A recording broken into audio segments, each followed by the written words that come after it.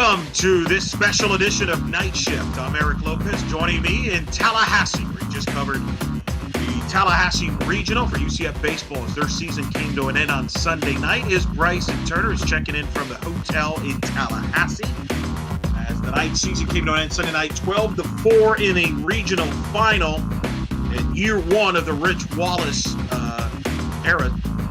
Very successful. Comes to an end. We'll break down what happened in the Tallahassee Regional, the good, the bad, the ugly, and look back at this 2024 baseball season and what's ahead for this program. Of course, you can follow us at blackandgoldbanneret.com. Bryce has been writing recaps all week from Tallahassee, and as well as on our YouTube channel with the post-game press conferences, and of course, on our social media platforms where we've given you updates throughout this regional. Bryson, how are you doing? You're back from Dick Howser Stadium. You're staying at a hotel that's about 10 minutes away. Now, as we're recording this, folks, at 12:30 a.m. Monday, a few hours after the conclusion of the Florida State UCF game, because I know you had to do some things, take care of some things. How are you feeling now after a couple of hours after the game and the season coming to an end? It feels really bittersweet, Eric. I'm not going to lie. I think it helped that I had a lot of time to process everything as it was going on because, arguably the game didn't really end. Like, the game has been over for was technically over for a lot longer than it was, because I honestly think the game pretty much ended in the fifth inning. And so basically it is seeing this sort of prolonged funeral march of different pitchers and hitters and all the different stuff sort of allows you to kind of really process, like, okay, this is probably going to be it. And just think about, how far this team has come and still deal with the disappointment that, we could have gone farther, which I think this team reminds me of the basketball team in so many ways. In some ways, I feel like, because we expected this team to go a little farther because they did so much better than we expected them to. But I feel like with this team, the potential is there for so much more, because there's just less roster at least a percentage wise, there's less roster turnover in baseball than there is with basketball. It's just the nature of the game. I think the nature of baseball makes it where I feel a lot more optimistic about the direction of this program, but it's still tainted a little bit because obviously it sucks to lose a regional final game like that. Really. Let's get into that a little bit. You were there in Tallahassee. You got there Friday. You covered UCF's win over Alabama. You covered UCF's loss to Florida State on Saturday night and got to see one of the best college baseball pitching performances you will see in the country with Jamie Arnold of FSU. Then you come back Sunday, play a noon game against Stetson where the UCF's trailing most of the game, only to come back. Jack Ziska had a big 2-run homer to get them the lead. At that point, they would hold on to win 5-2. I believe Sosnowski closed the game out. And then Sunday, late game around 6, you get off to an early lead, 2-0 on FSU. You're thinking through 4 innings, things are pretty good. Let's start with, where do you want to start, Bryce? Do you want to start on Sunday and kind of, because we've written already recaps on Friday and Saturday. Where do you want to start with this regional? Let's go ahead and start with tonight. I feel like a lot of people, what a lot of people might click on this video or click on this podcast is going to be thinking about is a little bit of a therapy session after the cruelty that was that regional final game. Like that was and it's one of those ones where you really need a minute to almost kind of go through that kind of therapy session, because it's like, it's like we had it and then we lost it. So let's go ahead and kind of work our way backwards. Well, at least look at the at least we're not talking at 4 a.m. Sunday like we did 2 weeks ago in softball's marathon against Auburn. was a 2-1 game in 12 innings. I got back to the hotel at 4 a.m. and it was the opposite. I was the one in the hotel. You were the one checking in on how things are going. Maybe in retrospect, we should have done a 4 a.m. night shift. That would have been a first. But let's bring up the regional. I want to go back to Sunday first because I think Sunday played into the Sunday because I thought Hartley pitched a great game, gave him a deep game, worked up deep into the ball game, was fantastic against Stetson. I actually thought, Bryson, for the first 13 innings on Sunday, things could not have gone any better for UCF. They got a quality start out of Hartley, who went deep into that game against Stetson, kept them in the game. You get some timely hitting at the end. You win the game against Stetson, but I thought you still had some arms you could use going into that Florida State game. Rich Wallace decides to start a freshman, a youngster that we've talked about before, getting the ball here against FSU, but I thought he threw very well in about 3 1/3 shutout innings. You're up 2-0. Ziska hit a 2-run homer to start the game in the first. Najir Victor comes in the game. You're thinking everything's good. And then I swear to you, Bryson, in a blink of an eye, that game went from 2-0 to 9-2. And I don't know how it happened.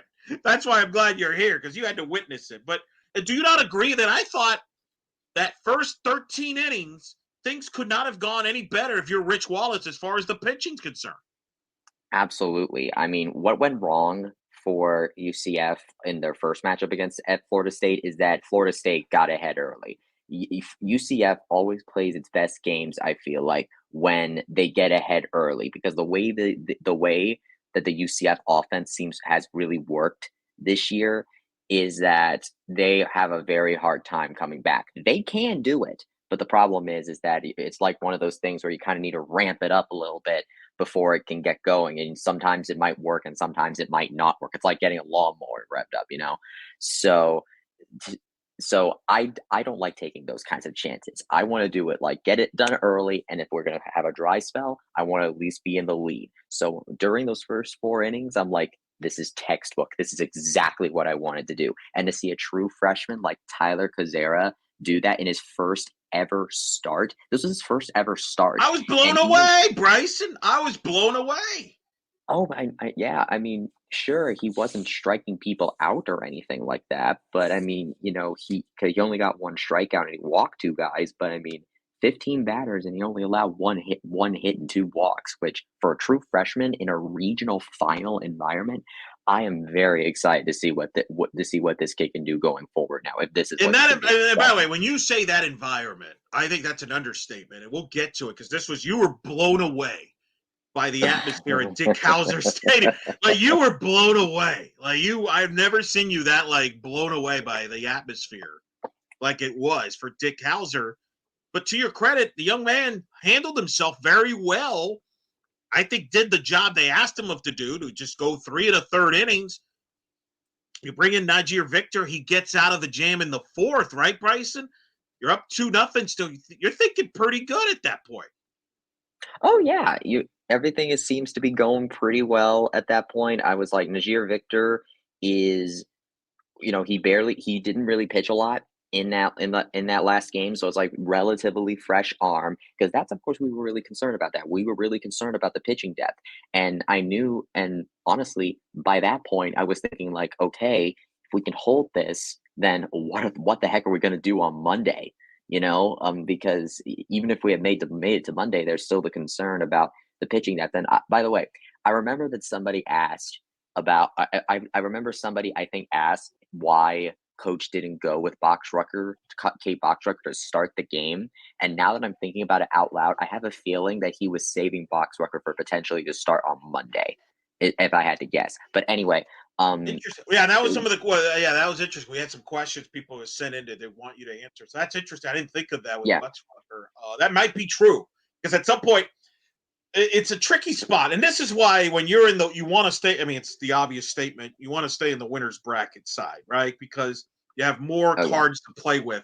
You had to burn Hartley against Stetson, but you didn't burn a lot of arms in the Stetson game. I'm trying to remember. Help me out here. Did the rain delay cause UCF to use a different arm because of it? Because there was a rain. No, Did not, right?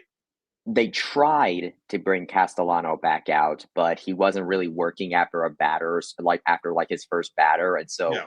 because of how like close the game was at that point, I think Rich was like, "No, I'm not taking any chances," and brought in Sosnowski To close it out against Stetson, and that's kind of the bummers. You lose an arm there, so and that's the thing when you're in the losers bracket, the loser side. It's tough to overcome that, especially in baseball where every arm's precious. But that being said, Well, 2-0, Bryson, going to the top of the fifth. What happened?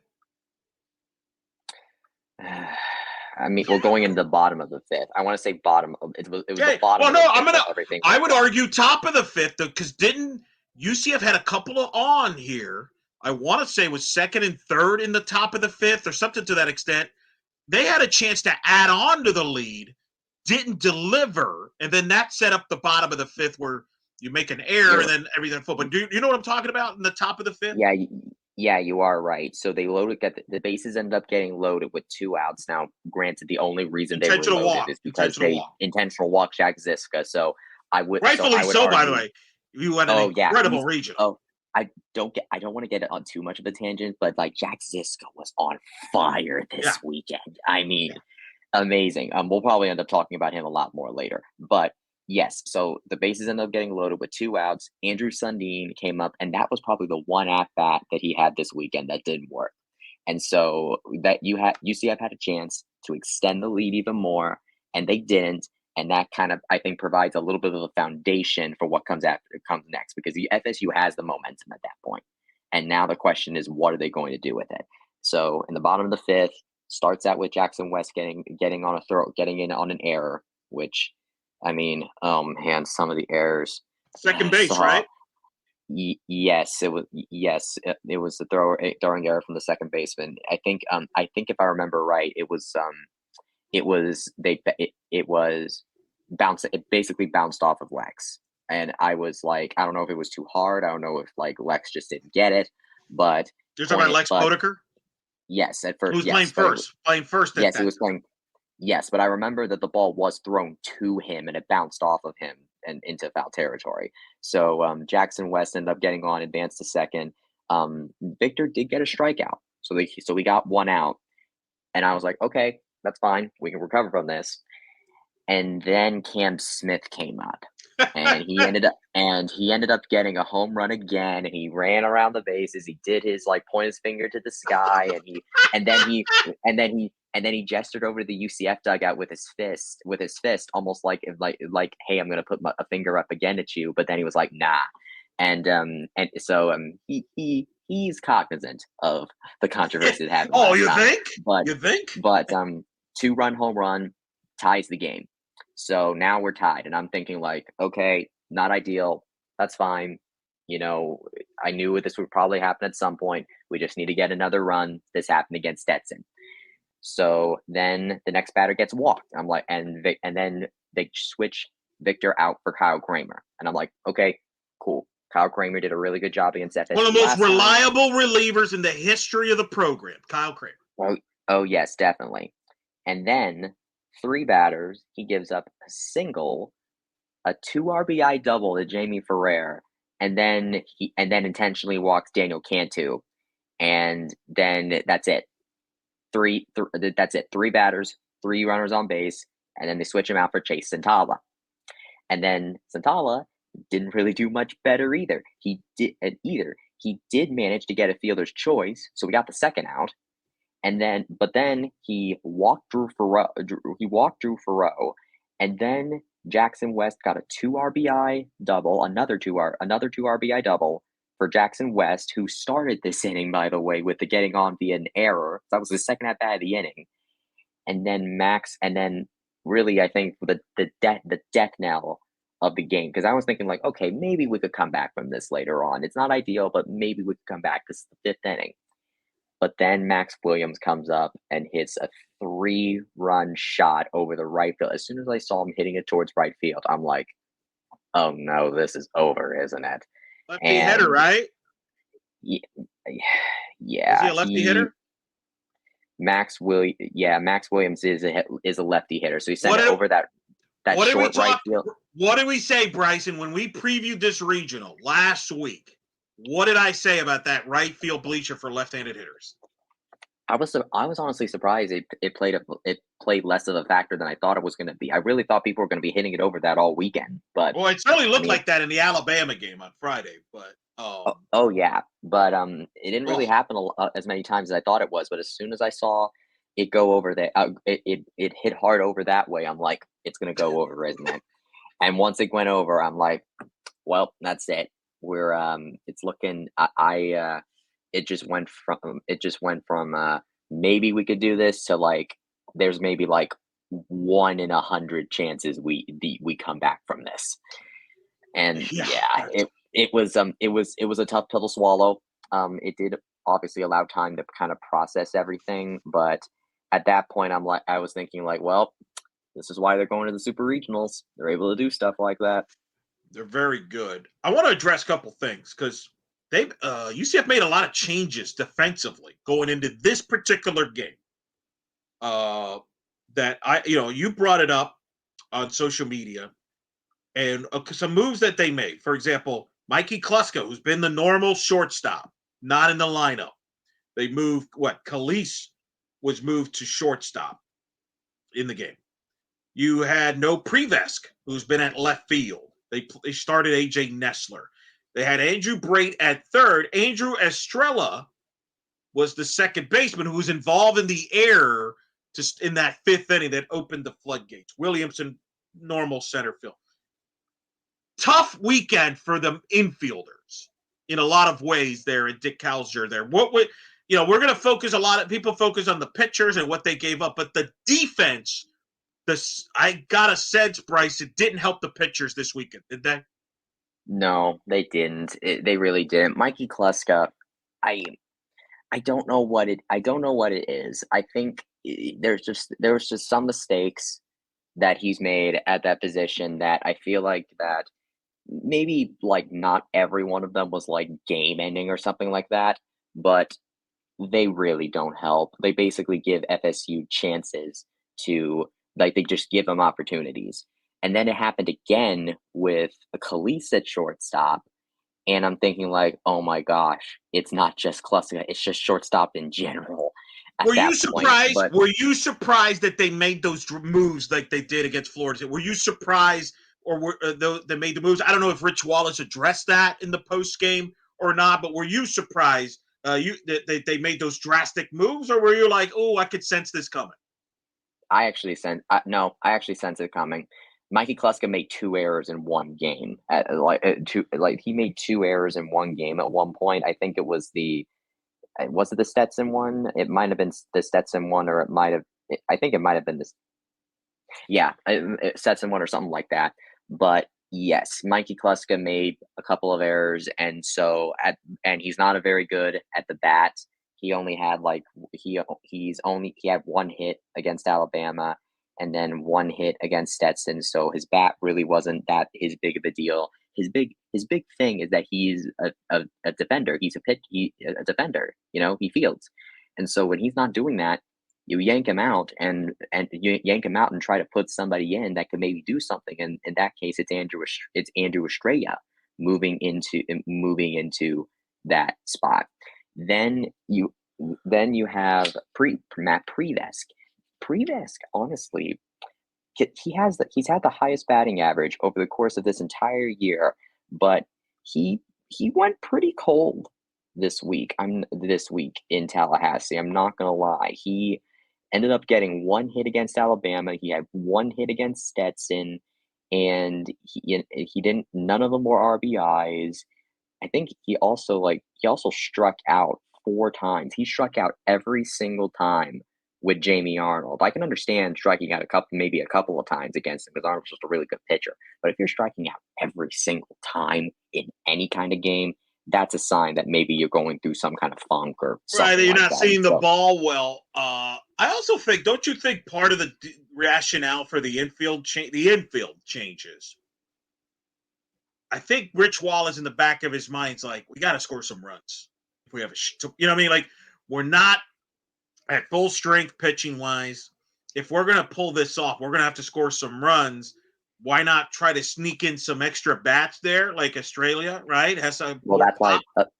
Well, that's why they also put in Andrew Sundin as the Yeah, DH that's a instead of great Matt point. Cedarberg. Exactly. Yes. Yes. Because Sundin has had himself a pretty good week pinch hitting.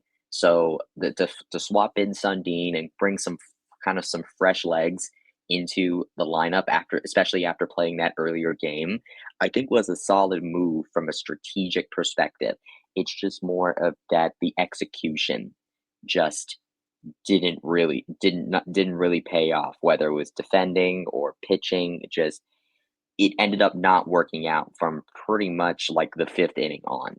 It's it, it's annoying because we've seen some of these moments over the course of this season. Like I have a feeling, and for the record, I know we're bringing them up and all this because and all this, but I am in no way blaming Mikey Kluska or do not want to dogpile him, because I imagine that these moments might end up being replaying in his head for a while. I really hope he's able to kind of move on from this, because overall he's been a solid shortstop Sure.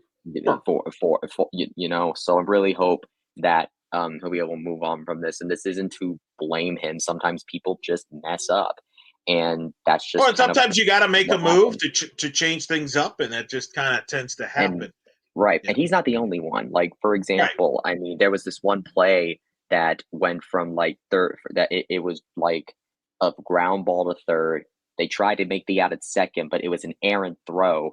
Luckily, the second baseman managed to grab the throw, even though it pulled him away from the bag, and he managed to make the throw to first to save the game, to save the play.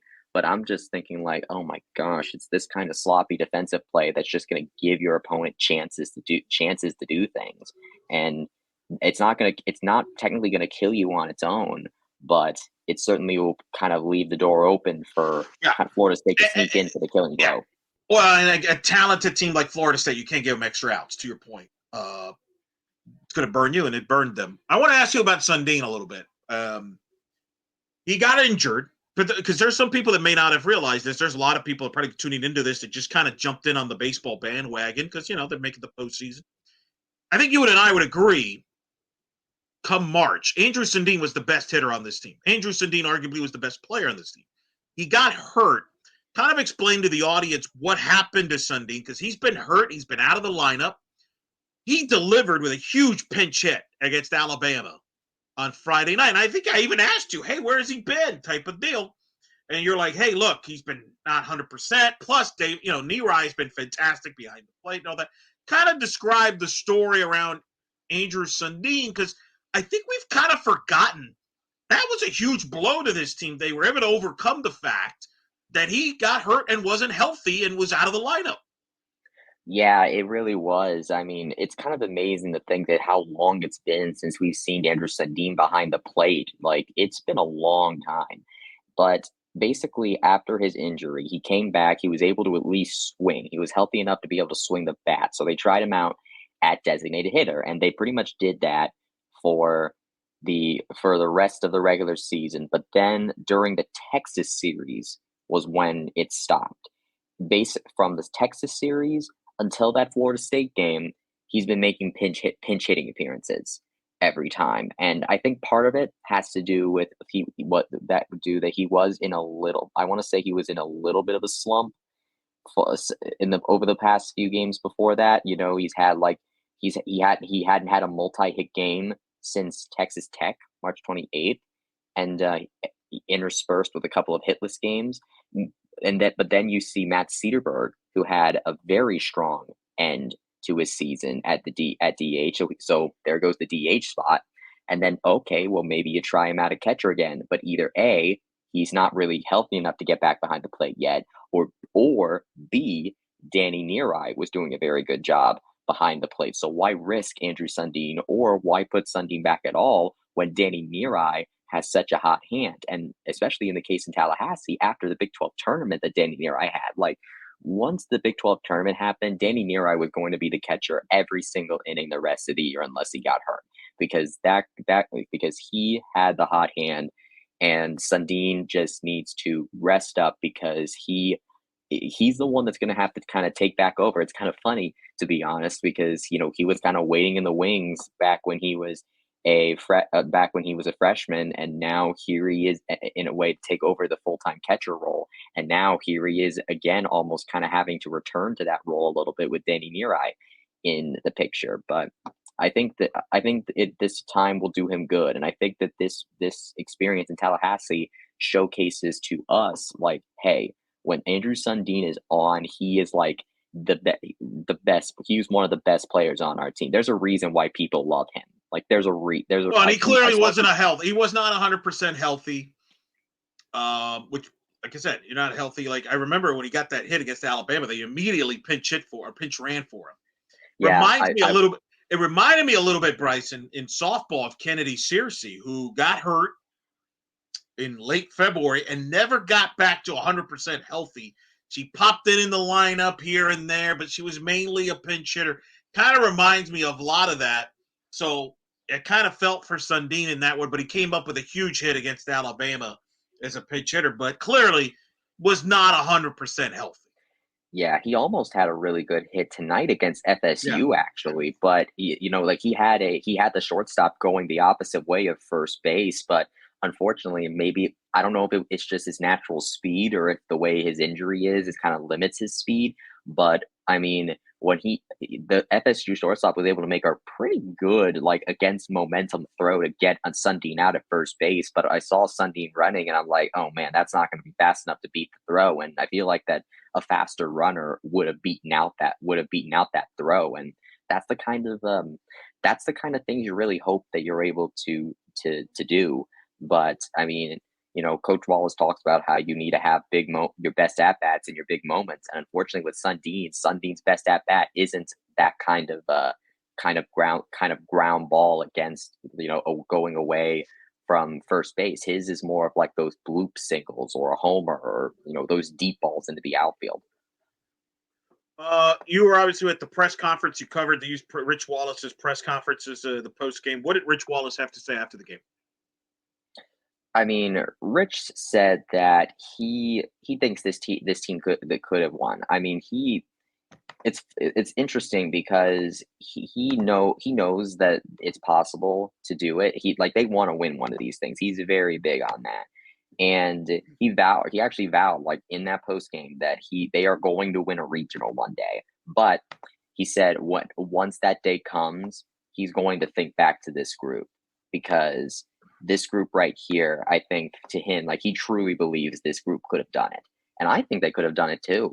I mean, it obviously wouldn't have been foolproof, but I think there is, like, it's not inconceivable to think that this team could have won this regional if a certain couple of different things went a different way. Because that first Florida State game, that wasn't it wasn't that big of a margin of victory. And even when you look at this one, like Coach mentioned, hey, you might look at this score and it might feel like they beat us, but it was kind of similar to the last game. And because really, Florida State just had that big inning. They just took advantage of a very big inning. You take away that inning, and this game would have been really close. Well, it's funny. I'm only laughing because you bring that up, because the same thing happened to softball against Florida State in their game in the Tallahassee Regional 2 weeks ago. If you remember, Florida State scored 5 runs in the second inning against UCF, aided by an error and defensive miscues. Take that away, it's a different game, but that's the sport, and it drives you nuts. 1-2 miscues, it takes 1 inning, and teams like Florida State took advantage of it. They're very talented there, but it's listening to what Rich had to say there, though, that kind of hits home, Bryson, because Rich, as you know now, played here at UCF and was on that 2001 UCF team, which is arguably one of the best UCF teams, period, with Jason Arnold, Justin Pope, Hall of Famers. They were 1 win away from winning that regional in South Carolina. They got doubled up on the regional Sunday. They were 1 win away in Tallahassee multiple times during the Jake Bergman era, especially in 2004 when Wallace was on the staff at Florida State with Stephen Drew and I think it was Stephen Drew's team, doubled them up. So that's where Rich is coming from. He's been in that stadium before wearing those UCF colors and has felt that pain. And I think that's why, Bryson, he mentioned we're going to win one of these, because that's been the bugaboo of this program, is they've never been able to get over the hump to win that regional. He's been a part of that as a player, as an assistant in Tallahassee, ironically enough, regional-wise, especially in 2001, they were in South Carolina, but now as a head coach. And, of course, for those 2012, which came up a lot because that was the last time UCF played in a regional final, they needed one win against Stony Brook to get to the Super Regionals to play LSU. They got doubled up by Stony Brook. So I think that's where Rich is coming from. That hits home. And that's the cool thing, is to have somebody like Rich as your head coach. He has felt every pain you can imagine this program has, that all the fans have in a lot of ways. That's what it sounds like to me based on what those comments that you just referred to. Well, here's the thing that's interesting, and I feel like that it's one of the reasons why it's so hard for this sort of thing to happen. I actually talked to this about with Stetson head coach Steve Tripper after the Stetson game, and I asked about, what's it like, essentially playing collegiate baseball in the state of Florida with all these different programs all over the place. Like, it was like Alabama was the first school out, so this was an all Florida regional for the last day, and so to see them and Florida doing what it is, and both softball and baseball, by the way, you remember how the committee kind of works, and that they really favor making travel smaller. And so because of how good Florida is as a baseball and softball state, you're going to have these Florida teams just kind of taking each other out all of the time. And so the standard for a Florida team to get so deep in these college World Series, men and women, I would argue, is a lot higher than it would be in other places. And so, remember, it took until UCF hosted for them to make a super regional, and that's how big home field advantage is going to be. And I think that's the big bugaboo now for baseball, because I think baseball is going to need to do something similar and get John Giuliano Park to host a regional before they make it to the super regional. In fact, I honestly, I think that UCF will make its first super regional the first year they host a regional. I think that it's not going to happen until that happens. So there's a lot there you just brought up. Number one, you mentioned the super. By the way, and correct me if I'm forgetting somebody in this, but congratulations, Bryce. And this will be the first of multiple congratulations I will give you on this show. I believe that you're the first guy that has covered both a UCF baseball and softball regional, at least in recent memory. We haven't had many baseball regionals, in fairness. So I don't know if anybody has covered a baseball and a softball regional in the same time frame like you did. You mentioned the 2022 regional is what you're referring to, when UCF softball hosted and won that regional. 2 years later, you covered a baseball regional. Now, in fairness, Brandon Helwig, our good friend at UCFsports.com, he may have covered a baseball regional way back in the day, and then he obviously was there in the softball regional. I'm not saying you're the first person that's done that, but I'm saying in recent memory, I will just say this decade, you're the first to have done that. Well, I mean, it has to do with the fact that baseball hasn't made a regional at all since 2017. Correct. And the last time before that was 2012. So it's been a long time. And this was the first time UCF made a regional final since 2012 or got a win in an NCAA tournament game, by the way. Like Coral Gables. That was Coral Gables, yeah. The droughts have been long for this baseball program. They've been I would argue that they've been in this state, almost in this limbo state, for a very long time, since 2012, just on the cusp of greatness, but falling just short. And finally, I wouldn't say we ate the whole cookie, but I would say we got an even bigger nibble of it than we normally would have. I think than we've had in previous years, and Rich Wallace was kind of able to unlock that, I think, and so it'll be interesting to see what he does going forward. To expand too on your to expand on your point too, by the way, about hosting, it's hard to win a region on the road in this state. To your point, and I think you've seen what softball's gone through. I mean, I was just there where you were at 2 weeks ago. And listen, Florida State baseball ain't going anywhere. And I mean, Oh no! I think Rich Wallace. Oh no! I mean, No! remember this is year 2 of Link Jarrett, and I think didn't Rich Wallace say in the post game that he thinks Link Jarrett's the best head coach in college baseball? And obviously he's a little biased, but he's not far off. Link Jarrett, I mean, like I told you, I wouldn't be surprised if FSU ends up in Omaha this year. And that guy's a winner. He took Notre Dame to the World Series. So to your point, it is hard to win a regional in this state. With the tradition that Florida State has, this is the 12th time in this format, since this format was created in the late 90s, that Florida State's been a top 8 seed in an NCAA tournament in baseball, which is no other program has more than them. And you got to see up close how passionate they are about their baseball. That Dick Hauser with the animal. It felt like watching a European soccer game. Like they were it felt like watching a European soccer game. The way they were chanting everything. And I asked you the other night, hey, have they sung do they still sing "Oh Canada" in the 5th inning? And you're like, I don't know if they did. I didn't pay attention. Oh, they did tonight because they sang "Oh Canada," and that's when they scored the 9 runs. So that's a tradition that goes way back. But they have great tradition. Florida with Kevin O'Sullivan, I know they had a down year this year, but they've had great tradition there. Miami, I know they had a bad year. They missed the tournament this year, but they've had great. And my point is, there's a lot of richness in this state in baseball. Stetson, congrats to them, by the way. Heck of a year for them. They knocked off Alabama, pushed UCF. They won a regional with Logan Gilbert back in 2018. Shout out to Brian Murphy. He covered that DeLand Regional, our good friend of the show. Yeah.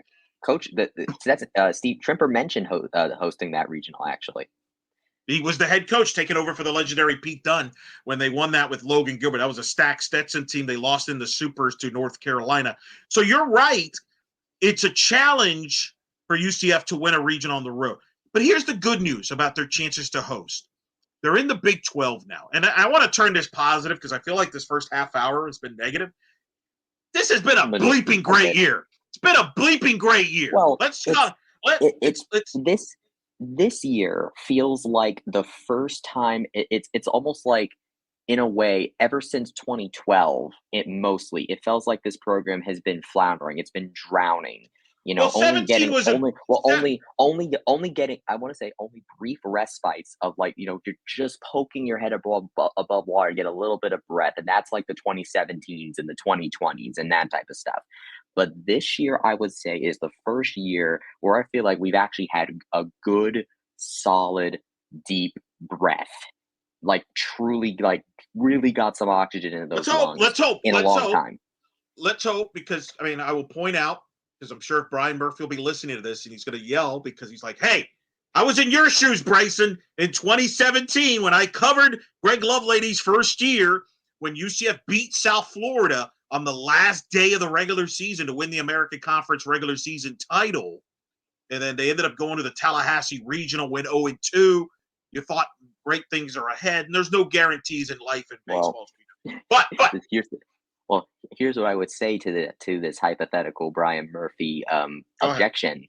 The 2017 didn't win anything in their regional. We did. This team did. Well, but I'm gonna add to that. One thing that I thought hurt the Lovelady era was that the American at that time was a top 5 league. Declined shortly after that. Ironically, with UConn's departure from the American, the most underrated story there, it actually hurt their baseball program. UConn has a great baseball team.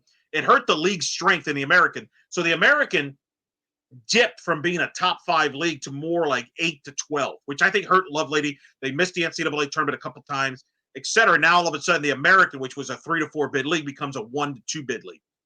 Contrary to that, Rich Wallace takes over a UCF program right now that's in the Big 12. And if you look at college baseball, there's a gap. There's 3 power conferences in college baseball: the SEC, the ACC, and the Big 12. Mark Etheridge of D1 Baseball had this stat. 65% of the at-large teams that were selected at this year's NCAA tournament in baseball were from the SEC, the ACC, and the Big 12. And by the way, and I don't know, I don't have it in front of me, Bryson, but last we checked, the Big 12, as we're recording this, doing very well in the NCAA tournament. So the point is, UCF's got some backing here in that they're in a top 3 league.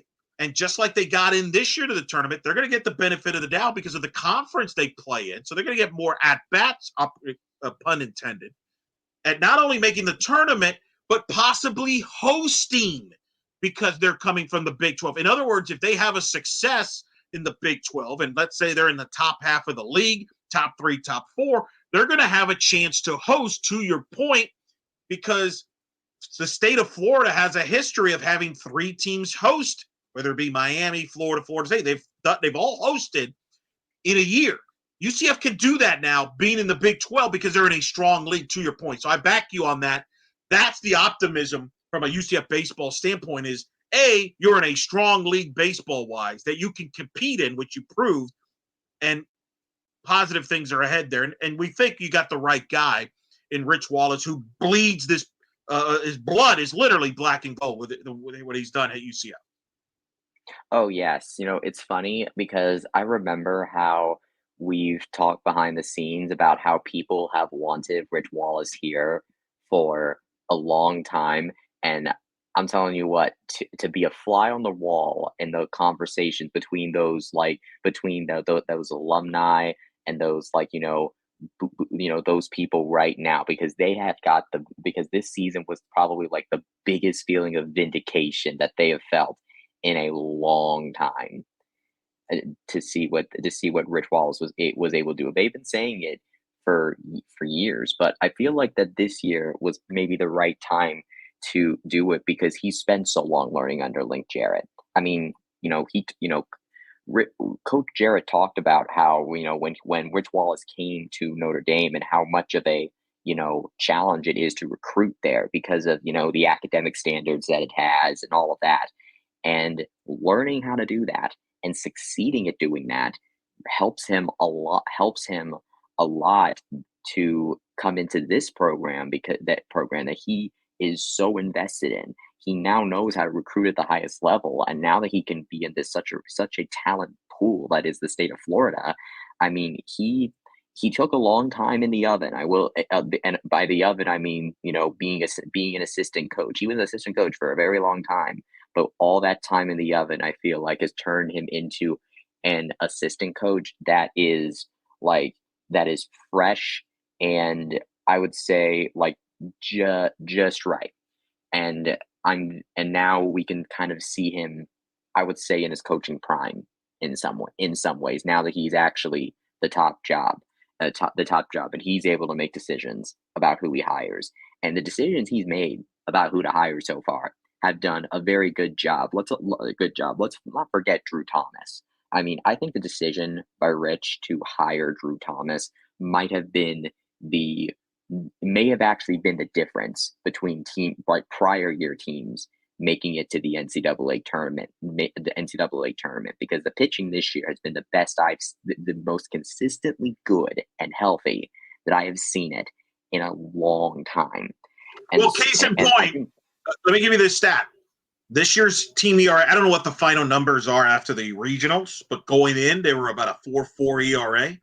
Last year, they were about a 5.8 as a staff. I don't know what the final number is. Point is, though, much improved this year than last year when there were so many questions about this pitching staff going into the season. You could argue maybe they overachieved on the pitching staff this year, Bryson. Team ERA, by the way, is 4.43. That's still a run and a half, nearly a run and a half better than last year. That's impressive. And considering who you lost, remember you lost Cam Leiter, who obviously went to FSU. He's hurt, but there was not high expectations for this pitching staff. Nobody knew what to expect, and they got a lot out of this staff. Oh, yeah, exactly. And I feel like that going forward, I mean, you have people like Tyler Kuzera, you have Chris Sosnowski coming back, you have Dom Stagliano coming back, you have several people. You have Dominic Castellano. Oh man, the emergence of Dominic Castellano has been insane. I feel like Castellano and Chris Sosnowski are going to be like a deadly 1-2 punch out of the bullpen next year. You throw in a more developed Tyler Kuzera.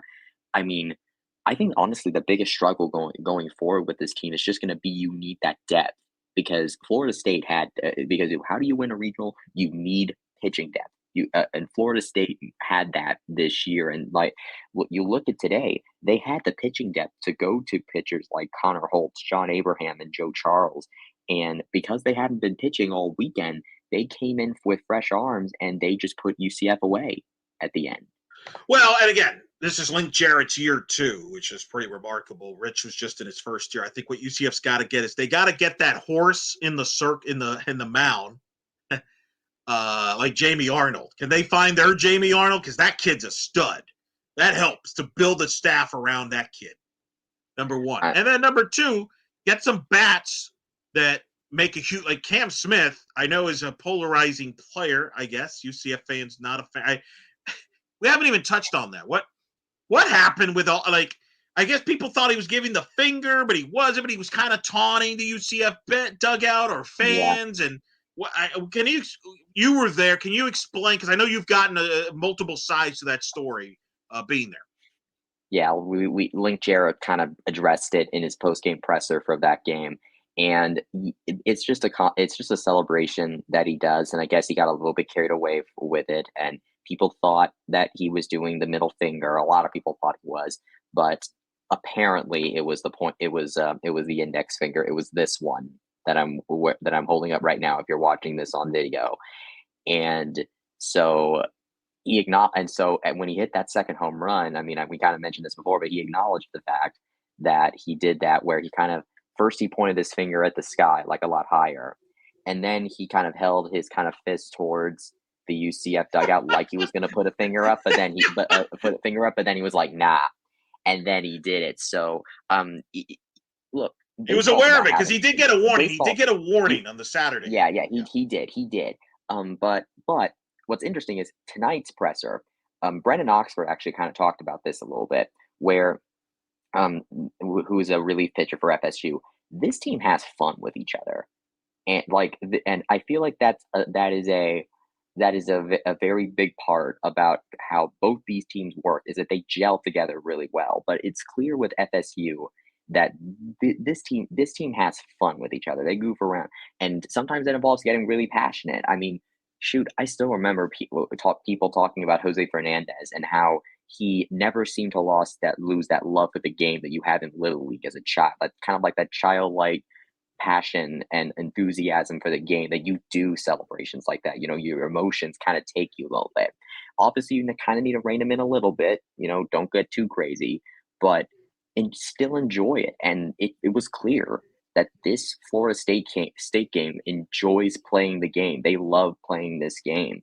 They love playing with each other. They're a little flamboyant. Flamboyant. Yeah, exactly. And, when I look at this Florida State team, it does not surprise me at all that they're going to the super regionals. And I feel like that, and I feel like UCF, it almost feels like UCF was like I want to say like a semi FSU in a sense. It's not complete just yet, but the pieces are there. You see the pieces are there. Oh, Rich learned from Link, right? Rich was on his staff. And Rich knows what it takes. He was on the staff with Link when they got to the World Series at Notre Dame. So that makes a ton of sense. And deal. Now, you were talking about the pitching and what it might look like next year. And listen, let's emphasize this. There's the transfer portal. Maybe there's going to be players leaving. Maybe they're going to add players to this roster, right, from the portal like they did this year. There also is the MLB draft. So let's keep that in mind, when we discuss next year and moving forward on that. That being said, you brought up the pitching, how it might look next year. How will the offense, you think, look like next year? Well, UCF had a very deep offense this year. Like we were thinking about like where are they going to do with center field, because like a lot of people can play center field. We're thinking about what are they going to do with catcher, because Andrew Sundin being how good he is and Danny Neary being as good as he was. Like what was this team going to do? So next year I think next year it looks a little more clear, I think, in terms of who's going to start where. First of all, Andrew Williamson. I think he's very much earned a spot on this lineup. Amazing true freshman season from him. Center fielder. Yeah, exactly. I think he definitely gets a look at center. He gets kind of the preferential at center field. AJ Nestler, I think, has done a very good job. He kind of got He was kind of an odd man out a little bit, but when he came in to pinch hit, he still did very good. So now that the depth has unless the transfer portal, comes into play, I think that he has a path to be in the starting lineup a lot more regularly. Notice that he was in left field tonight, so perhaps he takes over from Matt Preves out there because if I remember right, I believe Preves is done after this year, if I'm not mistaken. Then you have or there is Ziska Ziska. You could maybe conceivably put AJ Nestler in. No, Matt Preves is a junior. I'm sorry. So he might come back. He could come back.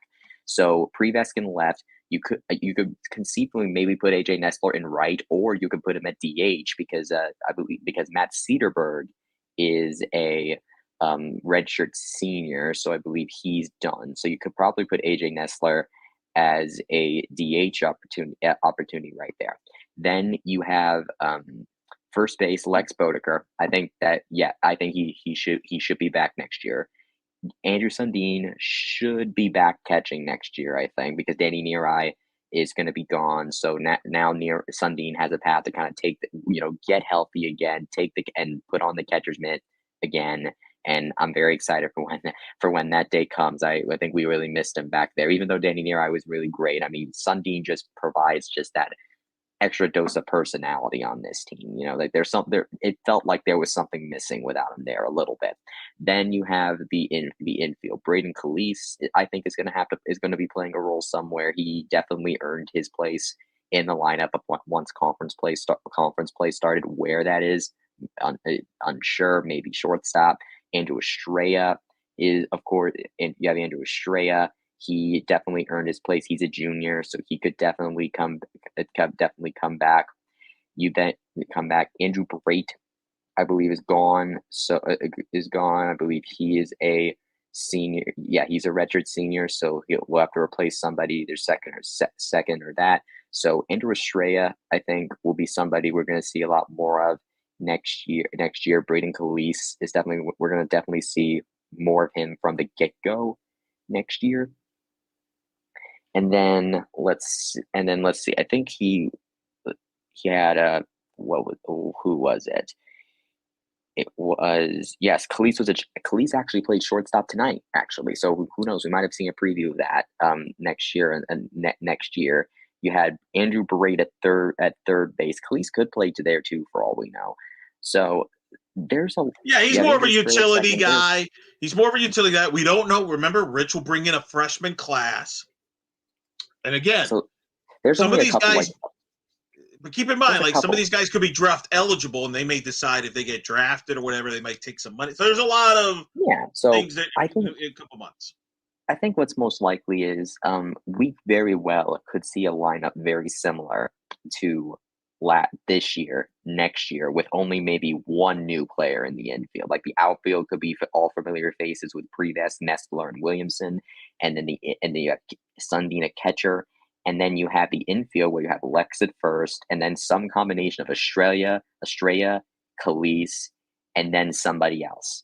I honestly think, to me, the best course of action is Estrella at second, Calise at third, and then somebody new at shortstop.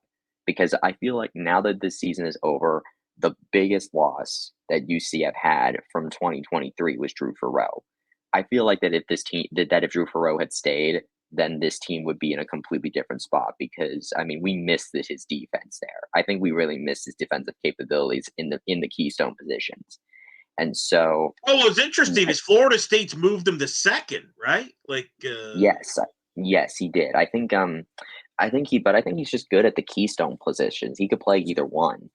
So I think if there's anything that I would look for Rich Wallace in the transfer portal, is a shortstop. That's what he did for Mikey Kleska, and I think that he should do it again because this staff proved that they were very successful at the portal. I think pun intended, they hit a high batting average this year in the portal. Would you agree with that? So, I think they're going to be aggressive there. They're going to add some pieces. The cool thing is they've got some core there that you can play with. And listen, they have a foundation. They have a foundation that won 37 games this past year, and competed in the Big 12. They were picked 10th in the preseason. They got to the Big 12 semifinal, which was important because I think that got them a bid to the NCAA tournament. A Big 12 tournament that, as we're recording this, Kansas State has punched their ticket to the Super Regionals. You saw them up close in person. Oklahoma has forced a Game 7 against Connecticut on Monday in Norman. They'll be at home. Oklahoma State will play Florida in a Game 7 Monday with a berth to the Super Regionals on the line. West Virginia has punched their ticket to the Super Regionals as well. So we already have a couple of Big 12 teams in the Supers. Could have two more added with the Oklahoma schools. Texas got eliminated in College Station in the Big 12 picture there. So that kind of gives you an idea how the Big 12 teams were doing on that. So, but 37 wins. What will you remember about the 2024 UCF baseball season? What will come to your mind when you reflect back?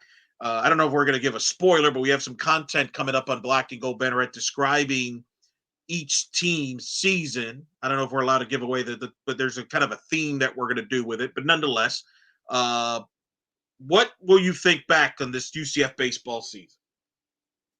I think I'm going to look back to all the new faces that we met, because it feels like whether they were new faces that they were faces we already knew that were breaking out for the first time, or new faces just to the team, like this team felt so different from previous teams. And I think this is the year where like people either broke out or new faces did a really great job. I mean, you think about like Dominic Castellano, Chris Osnowski, Jack Ziska, Danny Nearai, AJ Nessler, Andrew Williamson, like all the players that I would argue were like the most integral to this team's success this season, other than maybe Dom Stagliano and Chase Santala. I think Dom Stagliano and Chase Santala were the only like kind of known quantity, and Ben Vespi were the only known quantities on this team that we knew were going to be play big roles already, that ended up still playing big roles this year in the tournament. Sundin too, but like he got hurt.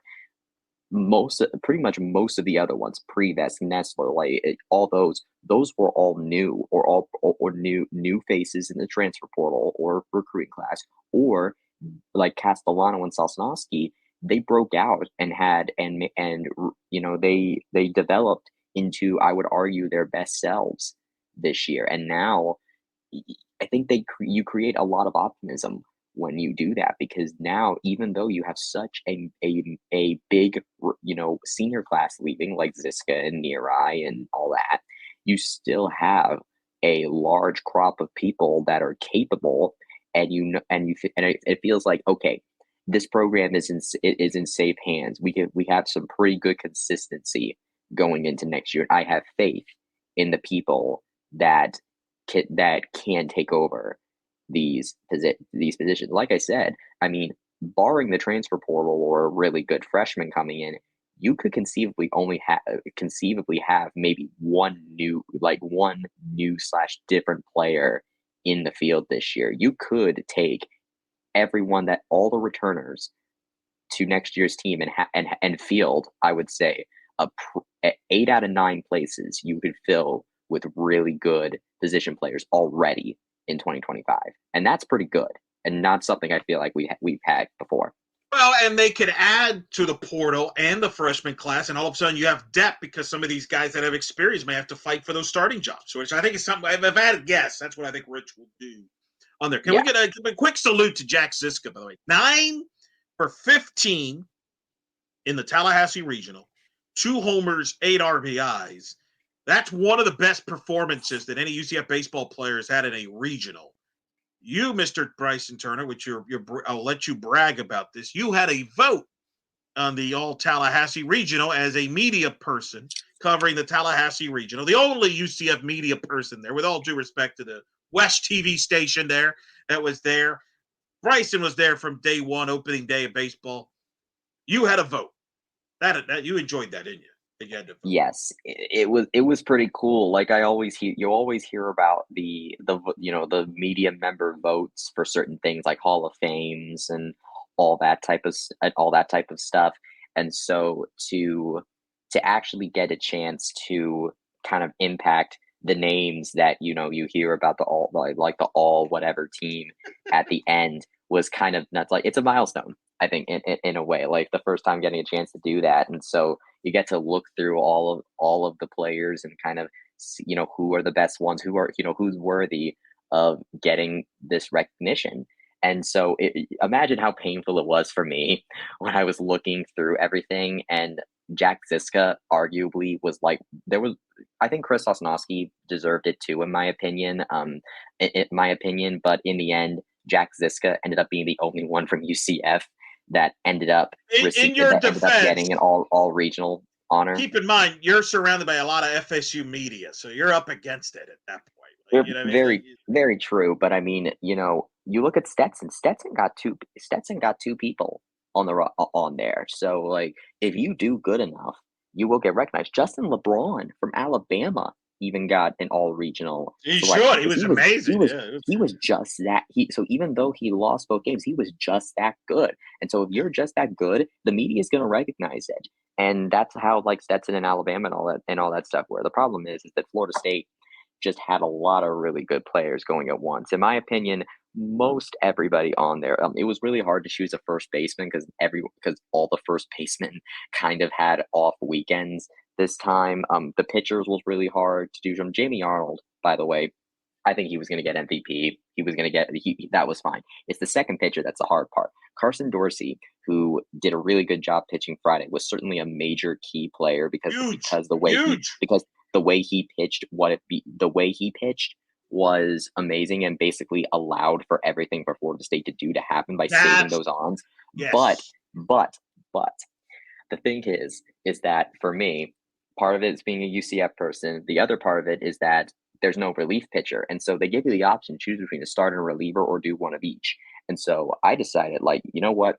Chris Sosnowski, he did everything that was asked of him this week. He got a save, he got a win. So on my ballot, I put Jamie Arnold and Chris Sosnowski as my two pitchers, and I kind of rationalized it. Like Chris Sosnowski, I would argue, was probably the best reliever, like the best reliever to me in the regional, or at least like the one other than Jack Ziska on UCF that really deserved an all regional position. But I completely understand why Carson Dorsey got it, because I mean because FSU's pitching like was very well done, and it was the difference. So I understand completely. Yeah, Dorsey went deep in that Stetson game, kept the FSU bullpen fresh, set the tone to allow Arnold to do his thing on Saturday night. I enjoyed that though. You need to bring this up to Brian Murphy about your ballot. I'm curious what Murph has to say. I think that'd be You're gonna rub it into him. You should rub it into him. Like, hey man, I got your vote in a Tally regional. Yeah, I posted that on my Twitter at It's Bryson Turner. I posted my ballot.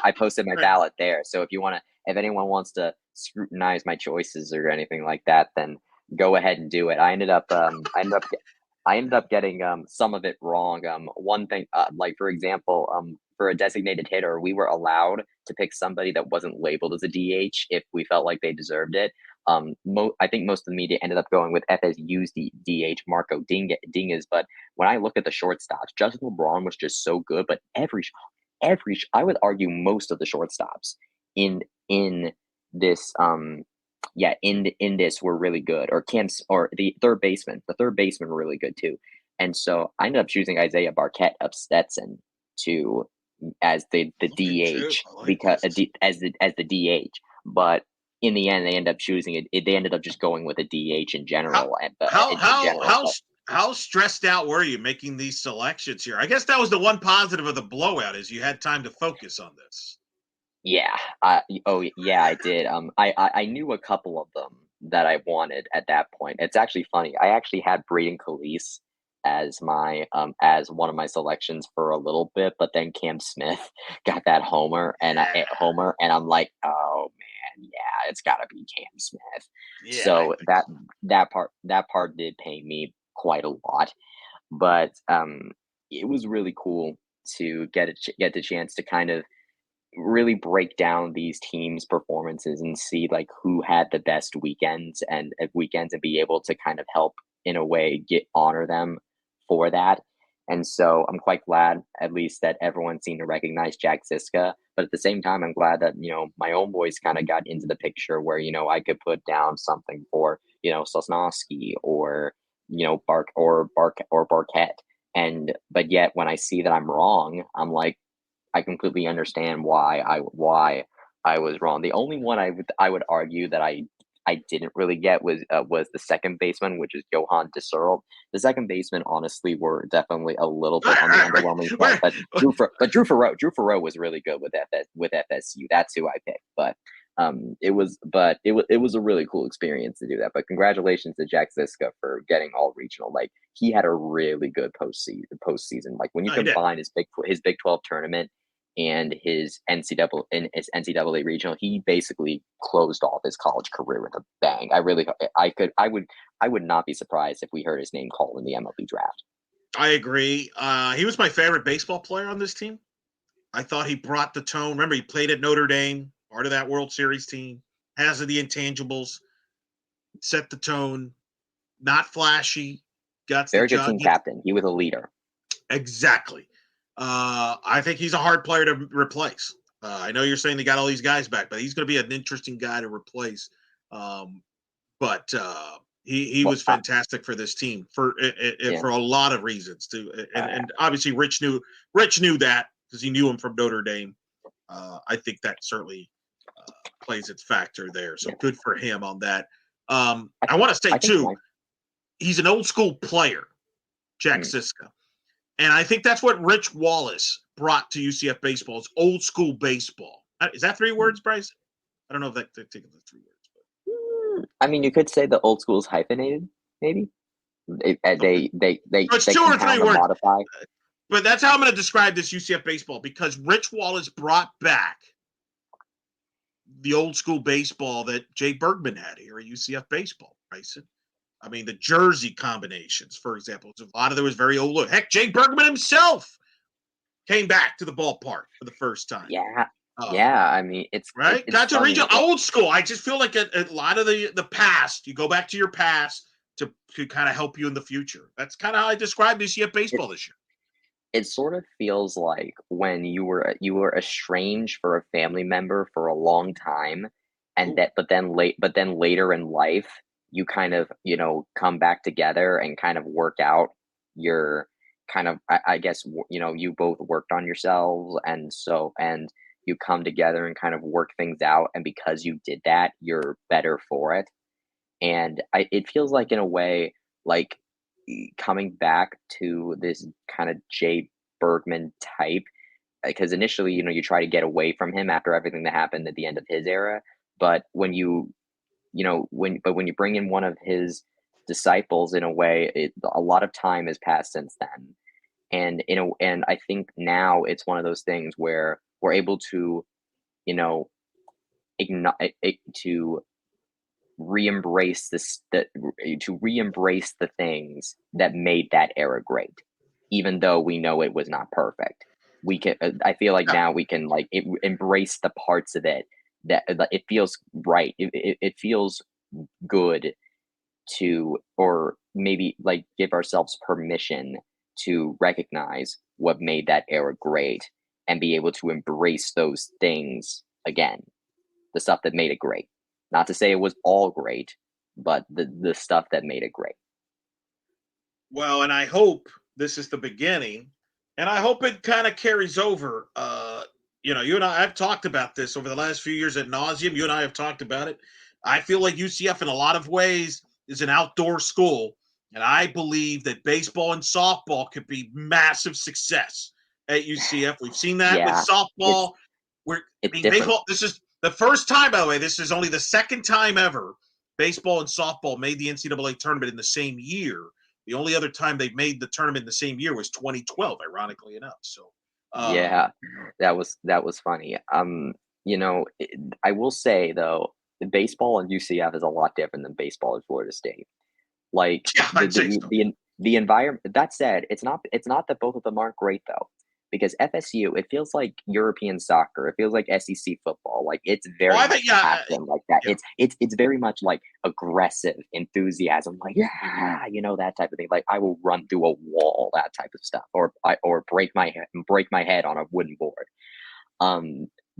But UCF is much more like it's like a Disney movie, you know? It's like a Disney sports movie, like a McFarlane USA or something like that, where, you bring the family and, it's a lot more of a wholesome atmosphere at John Well, Emiliano Park. I think there's a few things because I've covered, I've been going to UCF baseball games, Bryson, since 2001 when that stadium opened, and it was it was called Jay Bergman Stadium. I thought back then that UCF baseball would kind of be like Florida State baseball in that I thought UCF baseball would be bigger than UCF basketball. Now, for obvious financial reasons and a lot of reasons, UCF pushed men's basketball, more than baseball. And in their defense, you can make more money in men's basketball. There's a passion for it. You see now with the student section and everything. So you have to be, I get that. Nobody did anything wrong. I'm not suggesting that at all. My opinion, Bryson, is I think UCF will have a better chance to be successful in baseball on the field. Forget finances. Better on the field in baseball than men's basketball. They have the tradition, they have the blueprint. You described it. The state's great for baseball. To me, the men's basketball expectations are out of whack. I think it's a daunting task what they're going to have to do in the Big 12 in basketball. That being said, I think there's room for baseball to be successful and be that number 2 success behind football. And I do hope there used to be a passion for baseball at UCF. They used to pack the place when they played Rice in 2012 when the Conference USA title was on the line and things like that. You saw me when I made my schedule to come back from the Big 12 tournament in softball. I made sure to get back in time so I can catch the Texas last game against Texas. Because Texas is like a top 5 brand when it comes to college baseball. Remember, I was disappointed with the crowd at that game. And, you could say it was the holidays. And I think people got to be reinvested. And I think Rich, and now making this regional, Bryson, has a chance to renew some of that interest maybe starting next year. Kind of like softball. 2022, you covered softball that year. You saw what that year, and granted, it's the greatest season in the history of the program, did. Hosting a regional, getting the Super. It exploded the interest of softball to the point where, like, they've had the three best seasons of UCF softball attendance all time in program history has been the last 3 years. And all the metrics are up. And people are invested in softball. They were ticked off when the disappointment they lose and all that. And I think baseball can get back to that as well in the spring if they can maintain and have some consistency and success. Your thoughts on that? Yeah, I think they can. The thing is, though, is that they're going to need to reconcile because again, the atmosphere at John Leone Park to me is very wholesome, very family friendly, that type of thing. But the people that are fond of the Bergman era or remember the Bergman era are all a lot older now. And so that is a two sides almost in a way that I think this program is going to need to square. Maybe you appeal to the children of these old hats that remember the Bergman era. Maybe you do that. But these different eras of the program are two sort of different things that I think this program is going to need to square in order to, bring these large crowds back. Now, granted, winning helps, so that's going to help. But I think you got to remember, I'm interested to see how the image of the program might shift a little bit because we've known this program kind of like again more wholesome and family friendly for quite a long time, but you start bringing in that that Jay Bergman era type of thing and maybe bring back a lot of the old diehards and you start maybe increasing the average maybe age demographic this team appeals to, but you want to make sure you don't lose that appeal to the younger demographic that you've been kind of going for this. Well, do you think the students will go back to going to baseball? I don't see as many students. I could be wrong. You would know better than I can. We see them all the time at basketball. We see a lot of young people at softball. Will we get those young students there? That's a tougher sell, you think?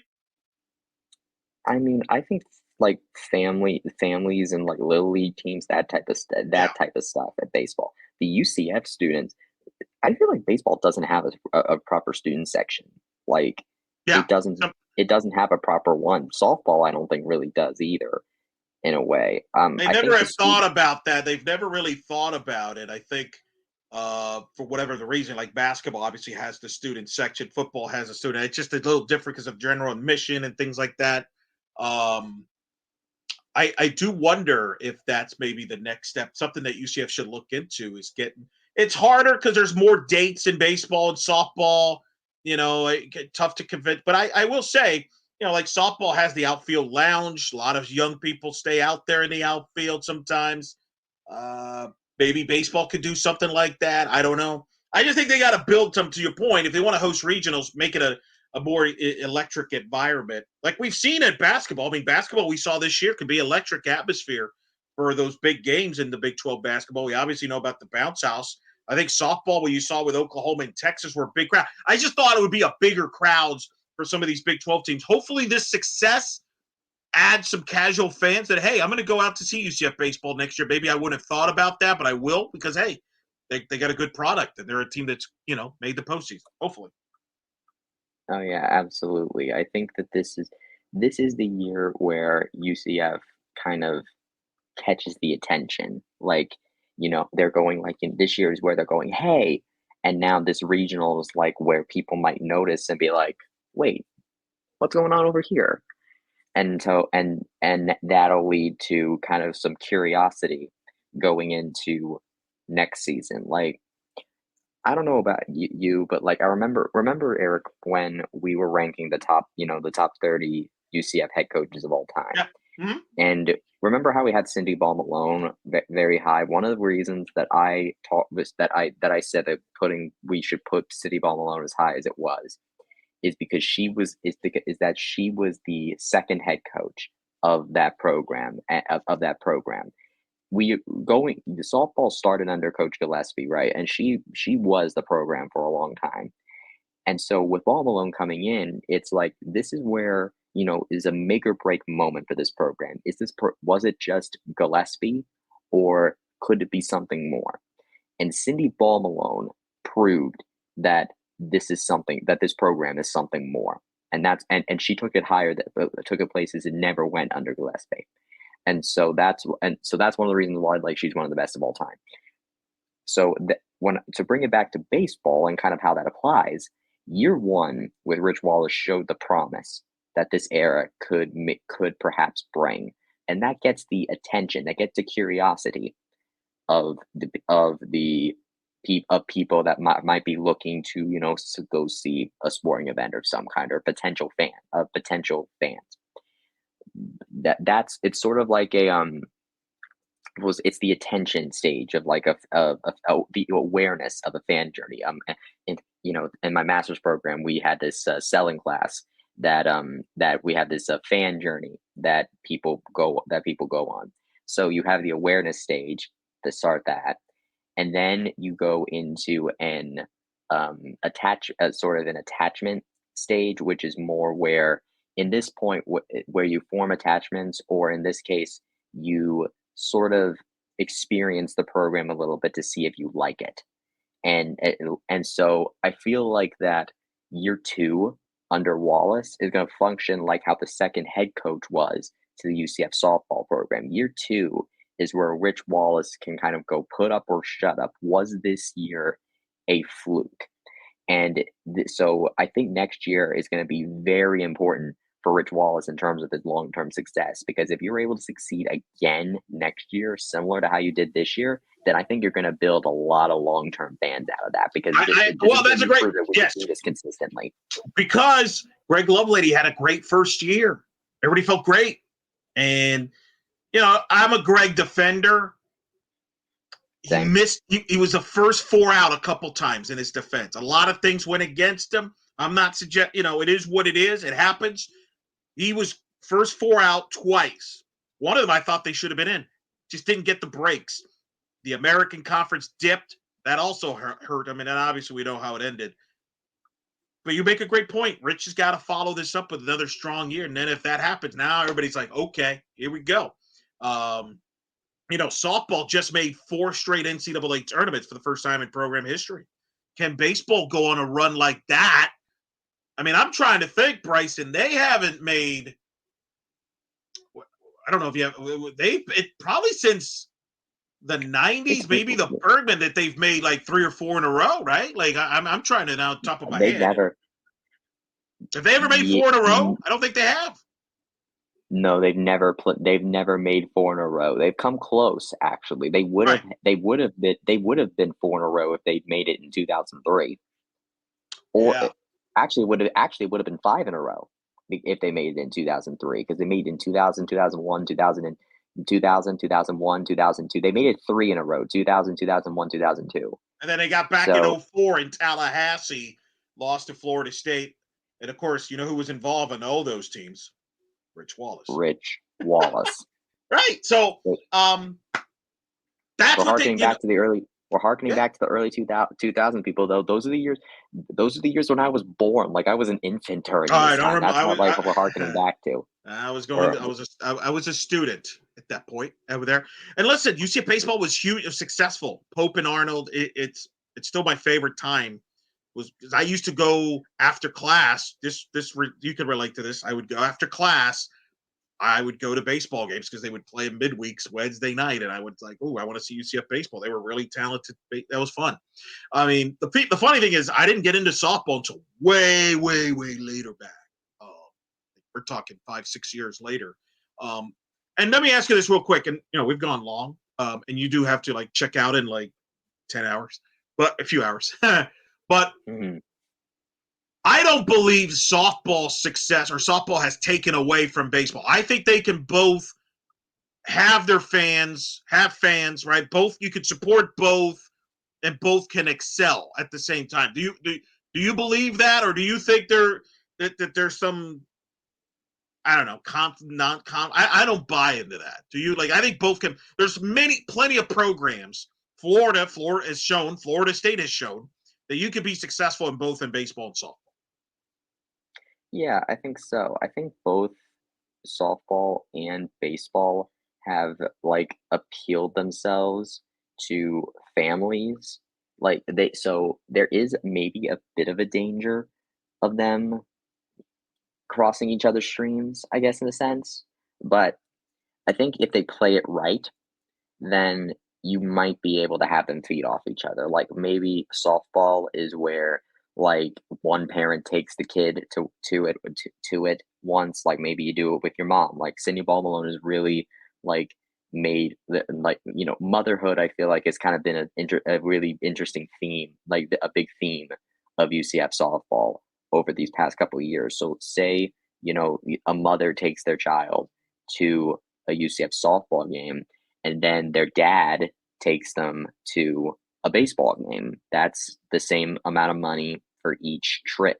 For each trip, you don't have to have the whole family doesn't have to go every time. It's a daddy daughter or a daddy or dad's son night, and then a mom son or a mom daughter type of thing with that. So there is a danger of use of softball and baseball crossing streams, but I think it's possible for them to. I think UCF. It's a delicate balancing act. It is a delicate, but I think there's ways to do it. I think you could also do it where you could cross promote.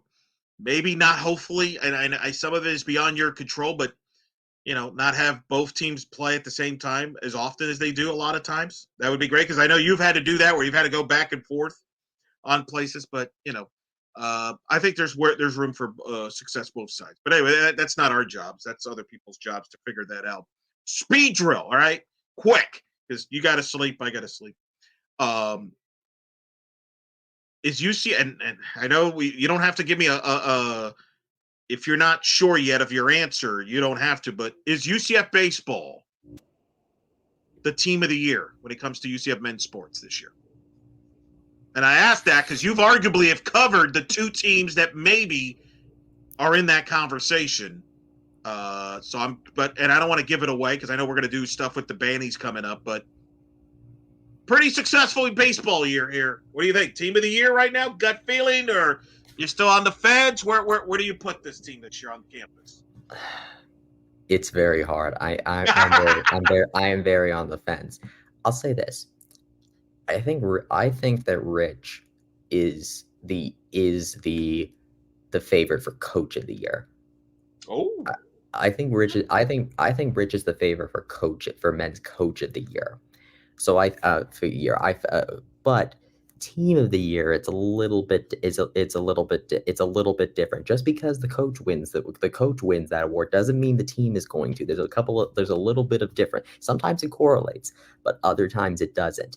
And I think this year is potential for that to not happen because for one, Johnny Dawkins in men's basketball did a very great job playing above expectations this year. You also have Lloyd Bruce Burgess and the men's tennis team doing what they did this year. But I think the difference of like the team versus the coaching job that all three of those men have done are a little bit different. And so I think that the relationship between the men's coach of the year and the team of the year, I don't think it's going to correlate this year, and I might not, and I don't think I'm going to vote for like the same person because the coaching job a person does is just one step of it. And I feel like with baseball, I feel like that Rich Wallace has his hands all over everything like this. It's not to say that the team didn't do this by themselves, but you look at all the difference. Like this team looks so different than it was last year. And what's the variable between this year and last year? Rich Wallace and his staff. Meanwhile, you look at something like men's tennis, and the team stayed pretty much the same. The only team that John Roddick built. Right. And so the only difference, right, exactly. And so the only real difference was Lloyd Bruce Burgess. And it's not to say that Bruce Burgess isn't a great coach. I think he is. It's just that, when a team is able to stick together on its own, but and go from different head coaches, that's a team, a team of the year. Like that's the team. All right. Well, I said speed drill. I said speed. We don't give it away. We have the banning. So I'm sorry. Yeah, we do have that. But my point is that I do think that baseball has made a very big case for several different bandies. Team of the year and coach of the year for sure. But I think team of the year is going to be a much harder conversation to have. Like let's table that. We'll table that. It's a hard conversation to have. It's gonna be fun debating this. Let's put it that way. Very good. I'm gonna simplify this. Next couple ones. Baseball player of the year. UCF baseball player of the year is who? Ooh, it's a toss up for me. It's either Ziska or Castellano. Dominic Castellano. It's either Dominic Castellano or Jack Ziska. Stagliano, who was an all Big 12 performer. Yes, purely because I think that Castellano, I think, just has the statistics on him. Like he did more with less time than Stagliano did. Like Castellano pitched almost of the same number of innings as a starter, maybe a little less, and managed to strike out more batters than Stagliano. In fact, when looking at the stats now that we have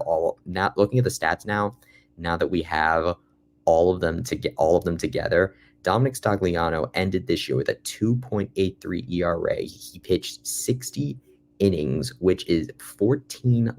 He pitched 14 less innings than Dom Stagliano, and yet he has 2 more strikeouts than him.